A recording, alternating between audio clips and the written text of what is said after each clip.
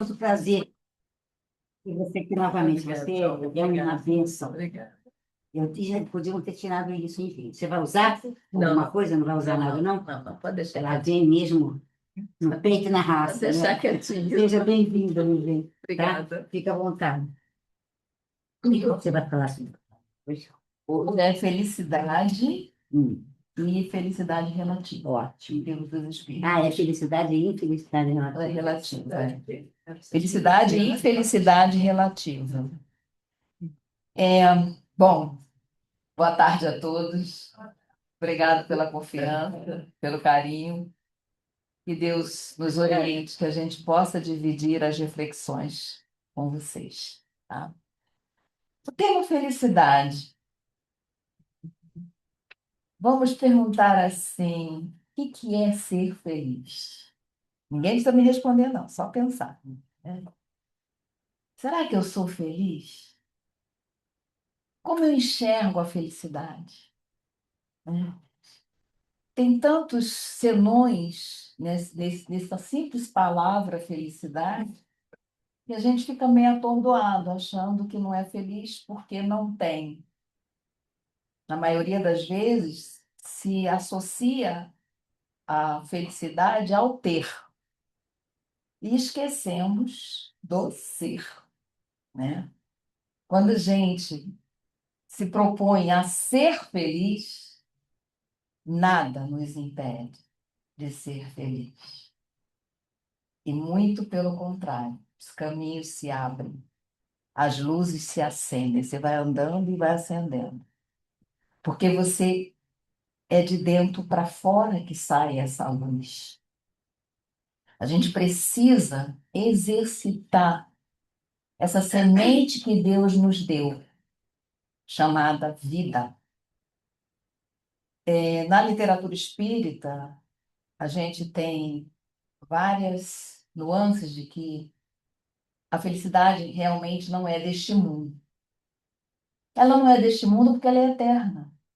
Então, onde quer que nós formos, nós vamos ter condições de ser felizes. É uma escolha também, muito. Depende muito de nós.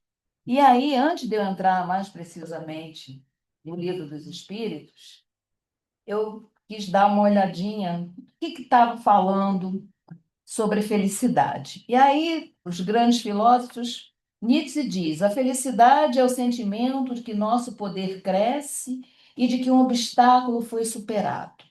Ela é passageira, exige coragem para enfrentar o sofrimento e pede a afirmação total da vida no momento presente. Está errado? Não. Não. Tem vários pontos aqui que está de acordo, né? Aí vem Einstein. Ele diz que a verdadeira felicidade vem da simplicidade, da paz interior e de uma vida com propósito, e não da busca obsessiva por fama, status ou riquezas materiais. Quer dizer, nós já temos, estamos na lição 3 do livro do estudo dos espíritos, do livro dos espíritos, né, digamos assim, nós já temos um pouquinho de conhecimento para saber que a vida material é uma passagem, né? Nós chegamos aqui, não sabemos a data da volta, mas sabemos que o passaporte está agendado. A partida está agendada. Uns vão mais tarde, outros vão mais cedo, né? Outros conseguem viver muito bem e outros conseguem viver longamente, mas sem viver bem, né? E tem várias nuances nesse respeito. E aí vem Sócrates. A felicidade genuína não depende de bens materiais, fama ou poder, mas da virtude e do autoconhecimento. Ele defendia que uma alma justa, sabia e equilibrada, sábia e equilibrada traz paz interior, tornando o ser humano invulnerável às turbulências do mundo externo. Mais um recado para a gente. O mundo externo é externo. Dentro de nós, nós fazemos a nossa parte, nós escolhemos. Nós temos a chave de permitir ou não que o outro adentre os nossos o nosso ser, né? E nós temos também o poder de permitir ou não que o outro estrague o nosso dia. Se a gente decidir, não vai entrar. Acho que não me lembro agora se foi Irmã Dulce ou se foi Madre Teresa, mas uma delas, passando por uma entrevista, o repórter perguntou para ela, né, como é que, se ela tinha se sentido ofendida com algum noticiário que tinha saído a respeito. E ela virou e falou: não, não me ofendeu porque eu sei que eu não sou isso. Então, essa certeza do autoconhecimento, quem eu realmente de fato sou, é o mais importante. Porque se eu sei quem eu sou, o que o outro fala sobre mim, o que o outro aborda, independente de ser verdade ou mentira, não vai me afetar, porque eu tenho a certeza do que eu sou. E a verdade, ela tarda, mas não falha. O jeito pode inventar o que for sobre o outro, mas a verdade ela chega, um dia ela chega, né? Então, sábio é aquele que deixa passar, que não bota para dentro aquela energia que não lhe pertence, né? Depois tem um monge chinês, que eu não sei se eu vou saber pronunciar o nome dele, o Tinayan. Ele diz assim, e foi considerada uma das frases mais belas sobre felicidade: não existe um caminho para a felicidade. A felicidade é o caminho. Bom, isso, né? Bem verdadeiro, né? Então, ela nos ensina que a alegria não é o ponto final, mas o modo como vivemos cada dia. E aí, para não deixar o brasileiro distante da situação, eu busquei Clarice Lispector. E num trecho de um livro de obras póstuma, chamado Um Sopro de Vida, ela diz: ser feliz é uma responsabilidade muito grande. E responsabilidade essa que nós assumimos antes de vir para cá, né? Tudo foi combinado. Então, e aí achei pouco essa confusão toda aqui, eu fui para Boa Nova. E aí peguei Chico Xavier com Humberto de Campos, que quem não conhece o livro Boa Nova, uma sugestão: compre e deixe na mesa de cabeceira para ler. Porque o Boa Nova, eu considero ele um diálogo com Jesus diário. Você abriu aleatoriamente, está com um problema, você se sente falando com Jesus quando lê o capítulo do Boa Nova. E lá, quando ele fala de Joana de Cusa, ele diz, tem uma questão que Joana chega para Jesus se queixando que ela não consegue transformar o pensamento do marido, que só liga mais para os negócios, para as coisas materiais, e não abraçou a causa de Jesus, que ela gostaria que ele fosse participar daquele acontecimento que ela se sentia tão feliz. E em casa, as brigas, as confusões eram grandes porque ele não dava a mínima. Então, ela se queixando com Jesus da situação familiar, tem lá os diálogos, né? E depois, em determinado momento, Jesus pondera para ela: só há um Deus, que é o nosso Pai. Porque ela estava reclamando que o marido não conseguia abraçar a causa de que era necessário ter uma fé, ter uma religiosidade. E aí Jesus diz: só há um. Ele ficava entre os judeus, entre os cristãos, não se definia, né? Mas por causa dos interesses materiais. Ele não tinha conseguido, o marido dela não tinha a mesma visão que ela de um futuro, né? Então aí Jesus diz para ela: só há um Deus, que é o nosso Pai, e só existe uma fé para as nossas relações com o seu amor. Certas manifestações religiosas no mundo muitas vezes não passam de vícios populares por hábitos exteriores. Por quê? A gente, quando está na pátria espiritual, nós também nos desenvolvemos. E lá é mais fácil a gente enxergar de que a vida é eterna. Mas a gente precisa de vir para poder passar vestibular, fazer o teste. Se eu realmente aprendi, se eu realmente modifiquei, se eu realmente fiz as pazes com aqueles irmãos, que eram os meus terroristas do passado, né? E aí, então, ele diz, mas quando a gente chega aqui, a gente esquece disso. E dentro das religiões da Terra, você vai olhar, todas elas têm um Deus bondoso e maravilhoso. Só que o homem conseguiu chegar lá e transformar esse Deus em alguma situação material. Aí tem os ritos, tem as questões das obrigações, tem tudo, mas isso é tudo do homem. Porque Deus, em sua infinita misericórdia, ele nos pediu a fé, ele nos pediu o amor. Mas a gente vai inventando moda e nos complicando isso em tudo em nossas vidas. E aí então Jesus diz: vícios populares por hábitos exteriores. Por quê? O exterior é mais fácil. Olhar para dentro, deparar com as nossas questões pessoais, com as nossas dúvidas, com os nossos medos, com medos que nem são desta, vêm de outras encarnações, é bem dolorido, dá trabalho, é difícil. E a gente tem muitos interesses materiais quando estamos encarnados. Então, não prestamos atenção a isso e vamos tentando facilitar que esse atalho, em vez de facilitar, ele nos complica, né? Então, todos os templos da terra são de pedra.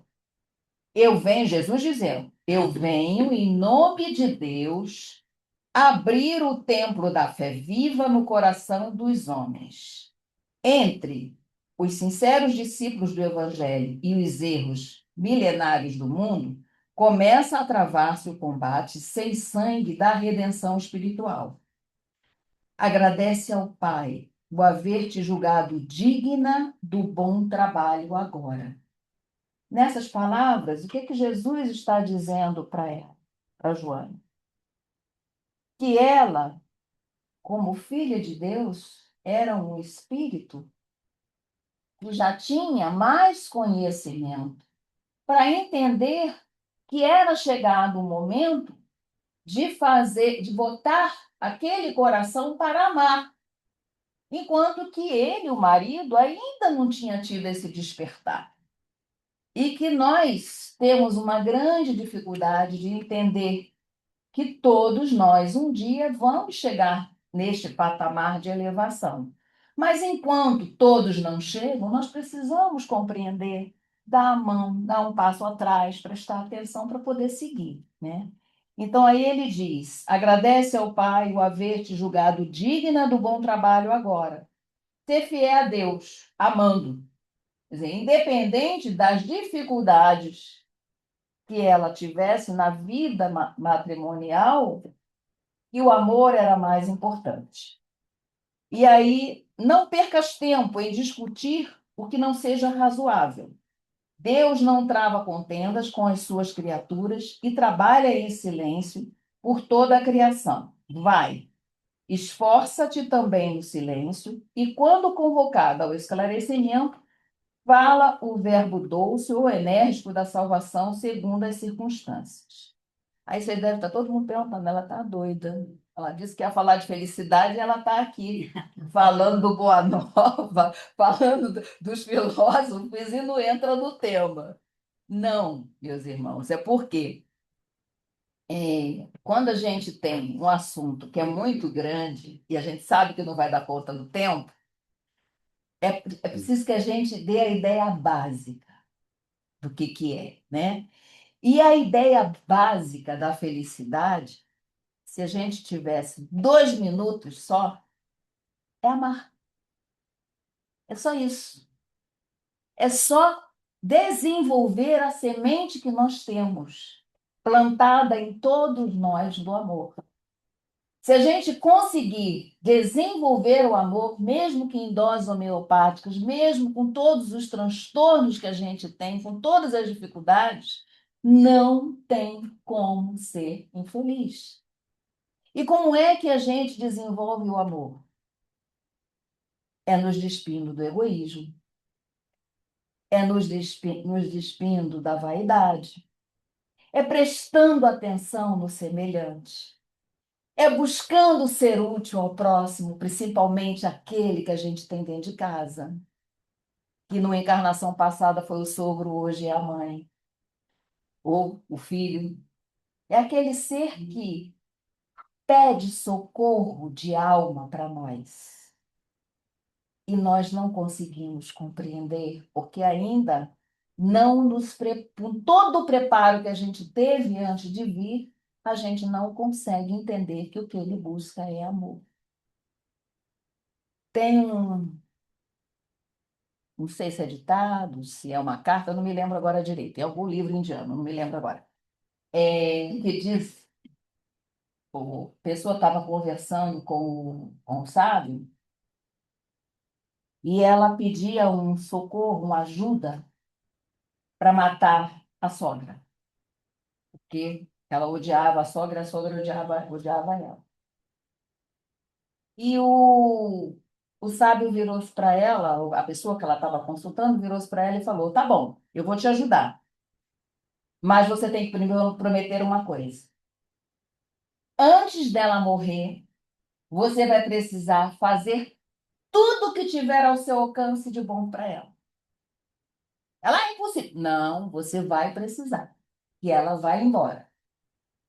E aí, ele dá um vidrinho para ela, com um líquido, para que ela fosse botando as gotas nos líquidos que a senhorinha fosse beber durante o dia. E ela vai fazendo aquilo, mas em contrapartida, ela vai dando, como é que se diz? Prestando atenção no que a sogra tem de bom. E ela começa os diálogos com a sogra, ela, com todas as questões, ela vai trocando o dia a dia, com todo o esforço. E chega um determinado momento, que o vidrinho já está com dois dedinhos de consumo, ela se desespera, porque ela descobriu que a sogra não podia morrer, porque ela já estava gostando muito da sogra. E ela vai desesperada, volta para a consulta para dizer para ele que tem que reverter o veneno, porque ela não quer mais que a sogra morra. Então, ele explica para ela que o veneno só faria efeito se ela tivesse continuado a maltratá-la. Então, meus irmãos, é o amor que a gente tem que se esforçar para praticar em todas as circunstâncias. Então, vamos admitir que só há uma receita para a felicidade, e é descobrir em nós o poder de amar. Se eu tivesse que encerrar agora o estudo, era esse o resumo.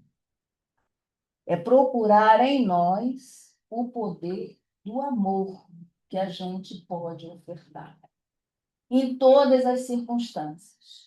Por mais difícil que seja o ser, se ele estiver no meu caminho, eu preciso me esforçar para olhar.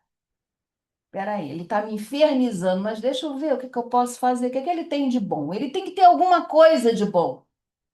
E me agarrar essa pequenina descoberta que eu tive que ele tem de bom, porque dessa pequenina descoberta, meus olhos vão se abrir. Meu coração vai se abrir. E aquela energia que eu estou depositando, que estou vendo alguma coisa de bom no meu próximo, ela vai se esparramar. Ela vai se desenvolver no ambiente e ela vai nos modificar as relações que, de repente, o único propósito é esse, é desenvolver o amor. Porque em outras, a gente deve ter se degradado. Ou não, mas temos arestas para aparar. Quando a gente não ama declaradamente, É porque a gente não teve a oportunidade ainda de exercitar esse amor. E a proposta, quando aqui chegamos, é essa: é desenvolver o amor. Então, agora nós vamos entrar no livro dos Espíritos, né? Então, ele diz: pode o homem gozar da completa felicidade na Terra? Não. Por isso, a vida lhe foi dada como prova ou expiação. Depende de suas escolhas ser tão feliz quanto possível. Como assim? Você está querendo me dizer que eu estou escolhendo ser infeliz? Sim. Nós escolhemos sem querer ser infeliz. Por quê? Se eu meço qualquer proposta, se eu meço qual é a importância que ela vai ter para mim amanhã, eu já mudo de reação. Fulano me disse uma frase que pegou no meu cotovelo bravo, né? Doeu, doeu, doeu, doeu, doeu. Se eu vou responder que nem um trator, eu vou arrumar uma confusão maior. Mas se eu respiro e penso qual é a importância, isso aqui falando assim de boa para nós todos, que todos nós temos essa questão. Se eu paro e penso qual é a importância que isso vai ter amanhã, eu já não respondo na mesma energia, eu já vou ser mais branda, eu já vou largar para lá, deixa isso para lá.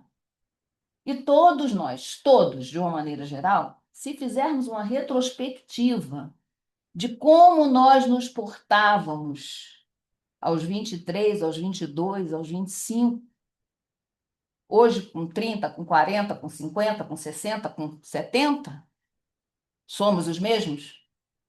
Não somos. Por quê? Pela experiência. Por prestar atenção na qualidade da vida, por ter aprendido algumas coisas que a vida quis me mostrar. E eu prestei atenção e disse: não faz sentido eu estar toda hora me desgastando com quem não escuta uma palha do que eu estou dizendo.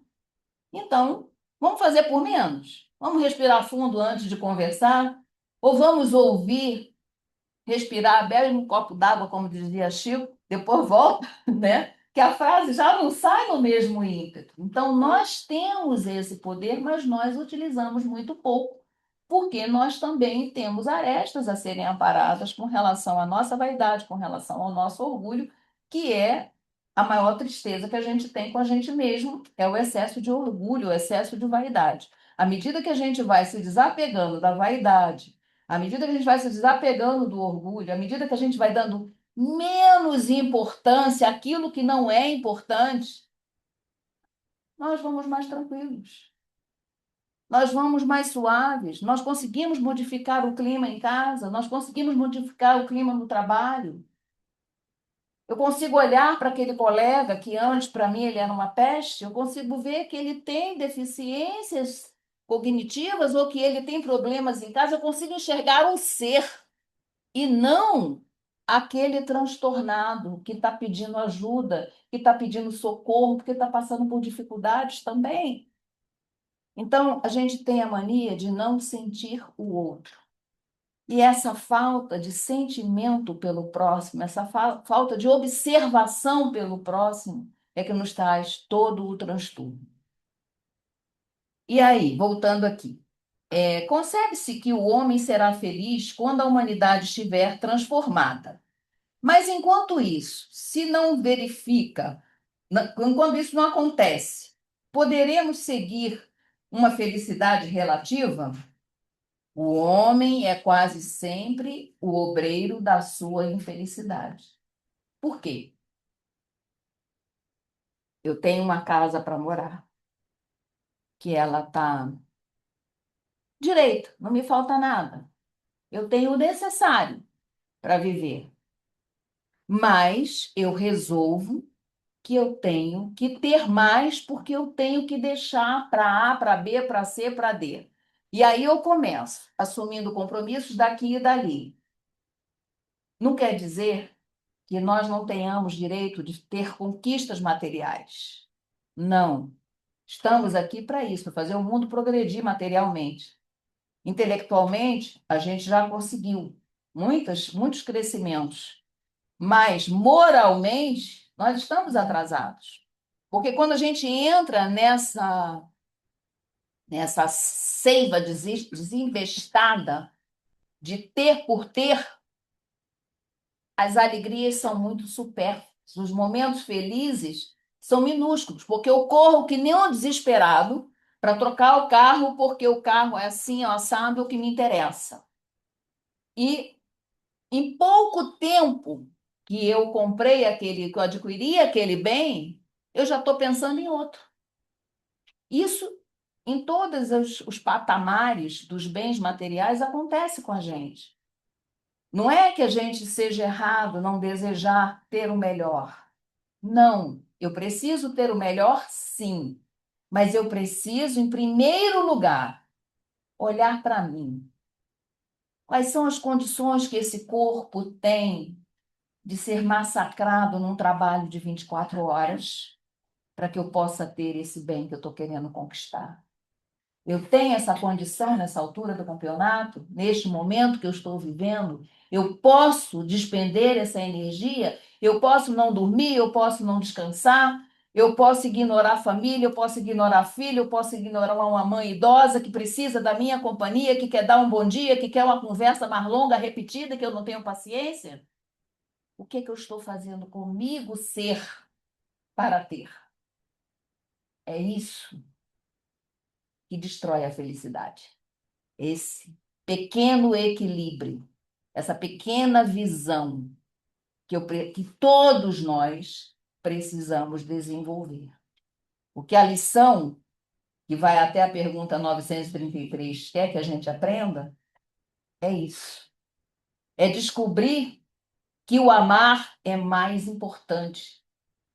Descobrir que eu posso amar o meu próximo, independente da deficiência ou do defeito que ele tenha. Eu não tenho condição de ter um diálogo, eu tenho condição de fazer uma prece. Eu tenho condição de irradiar um bom pensamento. Isso não custa dinheiro. Isso não custa tempo. Isso não custa paciência. Isso custa benevolência. Isso custa caridade. Isso custa eu compreender que eu sou tão filha de Deus quanto ele. E se ele hoje não tem o entendimento para pensar como eu, que eu acho que estou certa, o outro vai achar que eu também tenho que pensar como ele, e o outro, e o outro, e o outro, e o outro. Você já imaginou se todo mundo pensasse exatamente igual? Que monotonia que seria o mundo? Como a gente ia aprender? Como a gente ia se desenvolver? Porque nós nos desenvolvemos através da observação do diferente, através das questões que vão acontecendo. E o mundo se desenvolve assim. Se a gente pegar anos atrás, quando a tecnologia ainda não era tão, tão forte, né? tão nas nossas vidas, uma notícia que acontecia lá no Japão levava 2 semanas para chegar aqui, um mês para chegar aqui para a gente. Hoje em dia é imediato. Mas o que a gente está fazendo com a gente? Estamos com a palma da mão, um aparelhinho que nos tira o sono, que nos tira o sossego, porque não estamos sabendo usar adequadamente. Ele veio para ajudar, ele veio para facilitar, ele veio para integrar. Mas nós, como seres ansiosos, que esquecemos que temos uma vida eterna, nós resolvemos estragar o excesso. Tudo nos é permitido, mas é necessário ter o equilíbrio para que a gente possa ser feliz e sentir essa felicidade. Por exemplo, a gente vai uma viagem de 4 horas. A gente começa a arrumar as coisas para sair. Prepara a mala, prepara a roupa que vai usar, vê a previsão do tempo, não sei o quê, toma conta de todos os detalhes.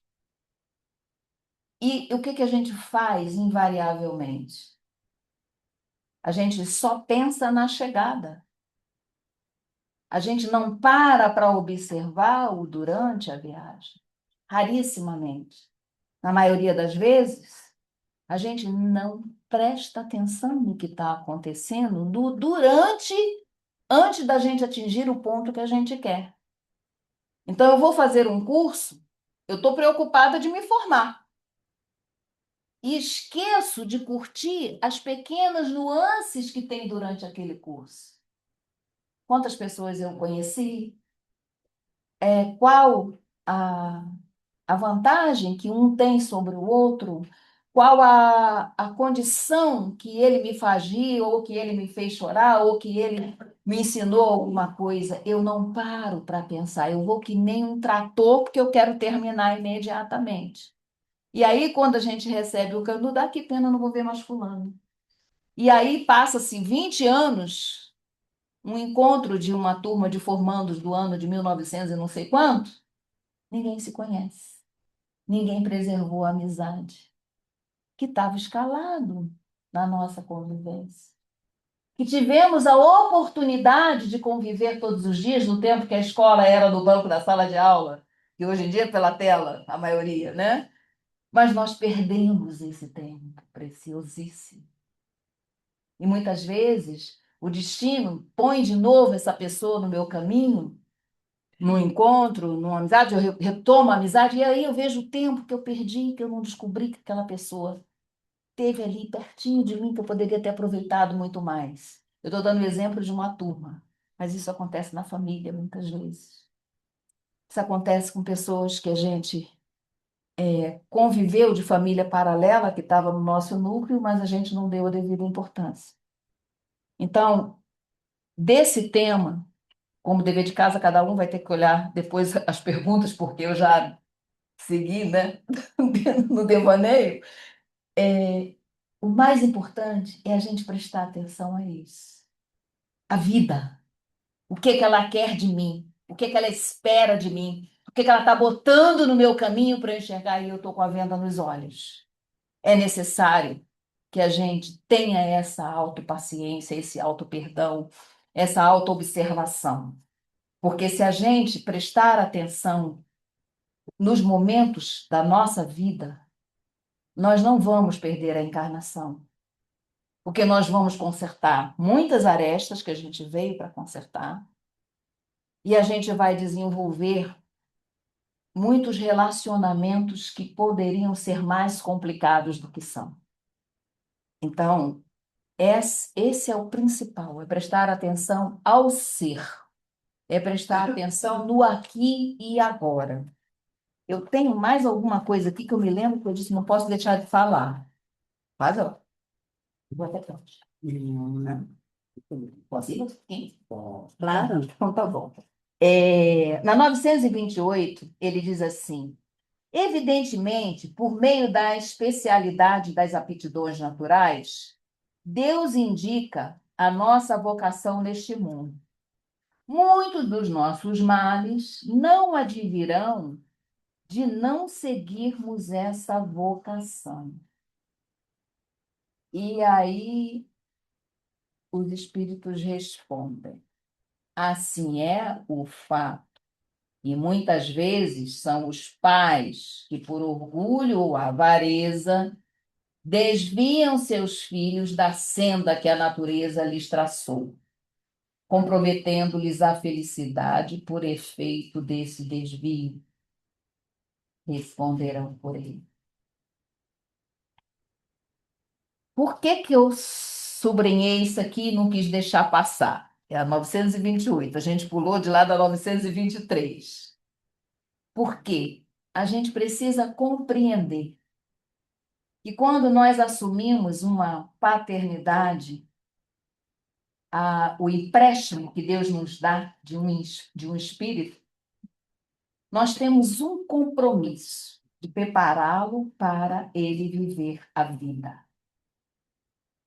E prepará-lo para ele viver a vida não significa que eu vou construir a estrada que ele vai pisar e vou guiá-lo o tempo inteiro.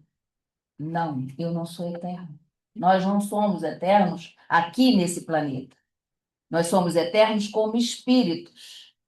Mas a condição de pai e mãe, ela tem um time aqui, de preparo. E eu não posso transferir para um outro ser, interferir no que ele veio preparado para ser ou fazer.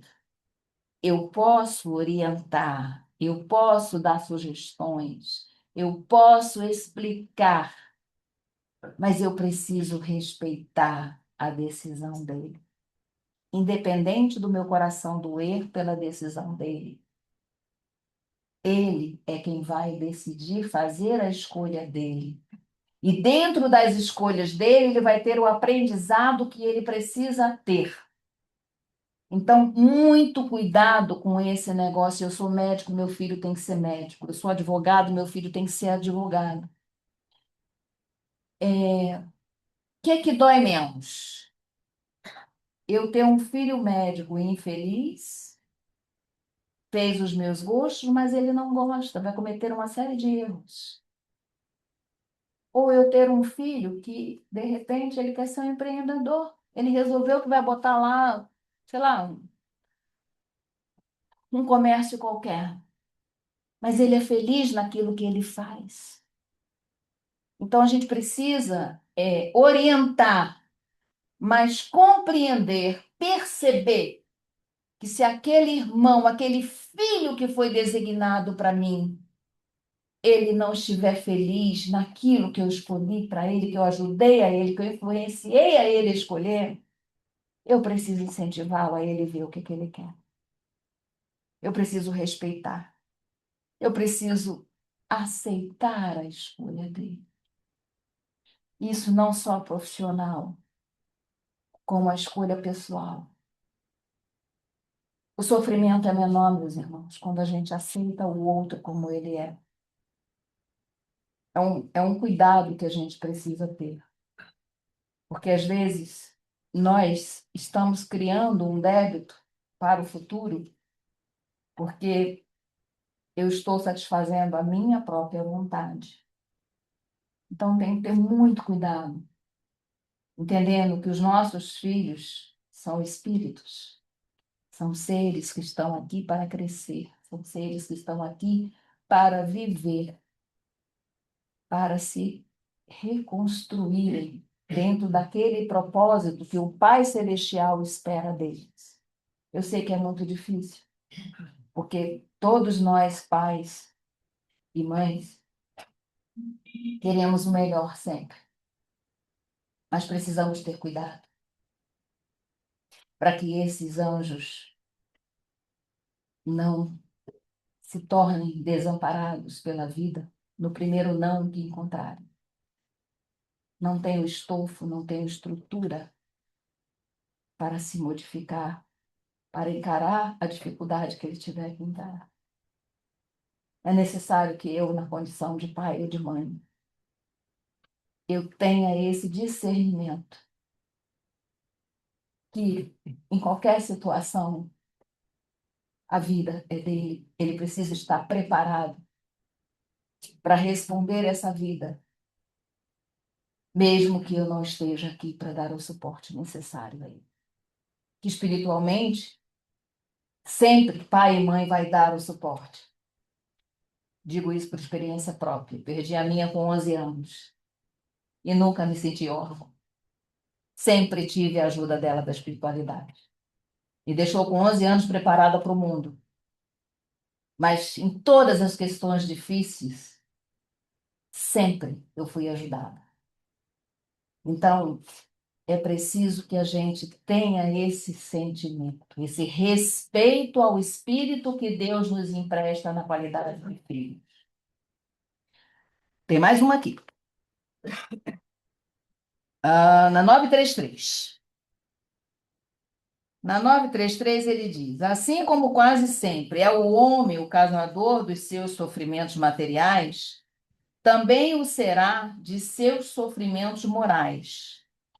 Mas ainda porque os sofrimentos materiais algumas vezes independem da vontade, mas o orgulho ferido, a ambição frustrada, a ansiedade da avareza, a inveja, o ciúme, todas as paixões de uma só palavra são torturas da alma. Então, ele diz que os sofrimentos materiais quase sempre são causados por nós mesmos, né? E também o será o sofrimento moral. Então, eu tenho que ter atenção a isso, que é aquela primeira fase que a gente conversou. De eu ir na intenção de realizar o material, eu esqueço do pessoal, eu esqueço do emocional, eu não me cuido e eu desço a ladeira. Então, é muito importante que a gente preste atenção nisso. E ser feliz é trabalhar esses sentimentos interiores, é prestar atenção nos micro detalhes. Porque à medida que eu vou treinando o meu olhar para prestar atenção nos pequenos detalhes, eu vou desenvolvendo este sentimento, eu vou desenvolvendo esta emoção. E, paralelo a isso, eu vou melhorando a paciência, eu vou melhorando a compreensão que o próximo não pode atingir os meus anseios porque ele não foi preparado para isso ainda, ele não descobriu. O vermelho que eu vejo não é o mesmo que ele vê, o azul que eu vejo, a tonalidade dele é diferente. Independente de ser maior ou melhor, mais azul ou menos azul, é diferente. É o olhar dele. E isso se chama respeito. E a felicidade, ela está intrinsecamente ligada a respeito, a amor, a tolerância, a fé. Nós tivemos um exemplo na Terra muito grande que Deus nos emprestou o filho dele. E a gente pode lembrar, vou recorrer a Augusto Cury, no livro Análise da Inteligência de Jesus Cristo. Esse livro é um monstro. Eles são 5 livros em um só. Mas o terceiro volume é que fala da parte do sentimento de Jesus. E tem uma parte que ele coloca claramente assim: a beleza reside em amar as diferenças, em não exigir que os outros sejam iguais a nós, para que possamos amá-los. Jesus foi afetuoso com Judas no ato da traição e escolheu Pedro no ato da negação. Ele os amou apesar das suas diferenças. Se amou pessoas que o decepcionaram tanto, foi para mostrar que não devemos exigir condições para amar.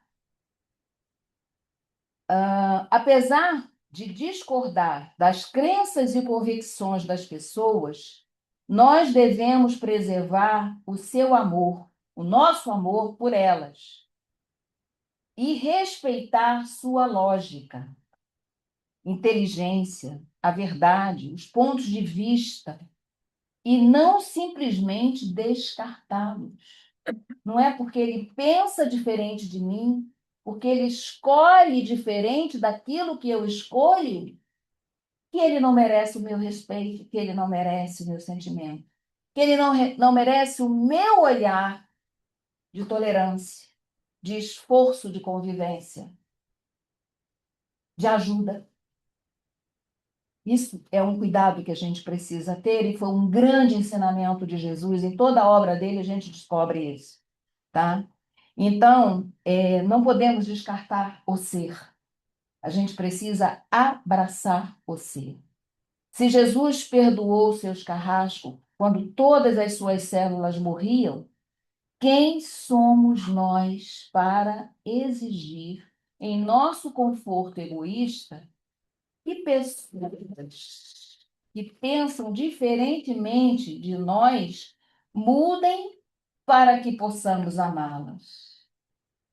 Não apenas os cristãos deveriam amar os outros cristãos de religiões diferentes, mas se realmente viverem o que Jesus viveu, amarão com intensidade budistas, islamistas, brahmistas, ateus, todo mundo.